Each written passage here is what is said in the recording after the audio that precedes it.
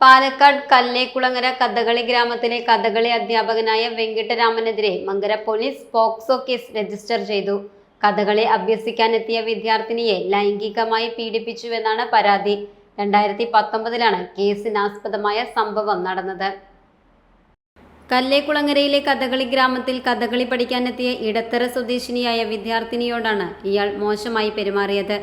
ഇതിനു പിന്നാലെ കുട്ടിക്ക് മാനസിക ബുദ്ധിമുട്ടുകൾ ഉണ്ടാകുകയും ഏറെക്കാലം ചികിത്സയിലാവുകയും ചെയ്തു.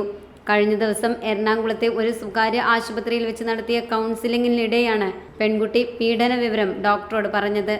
തുടർന്ന് ആശുപത്രി അധികൃതർ പോലീസിനെ അറിയിക്കുകയായിരുന്നു. സംഭവത്തിൽ മങ്കര പോലീസ് വെങ്കിട്ടരാമനെതിരെ കേസ് രജിസ്റ്റർ ചെയ്തു. ഇയാളെ പിടികൂടാൻ സാധിച്ചിട്ടില്ലെന്നും ഒളിവിലാണെന്നും പോലീസ് പറയുന്നു.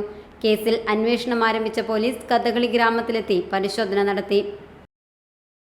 Time kids pre school, Mannannur road, Vaniyamkulam. Dot view news. കാഴ്ചകളാണ് ലോകം, കണ്ടു തുടങ്ങുക.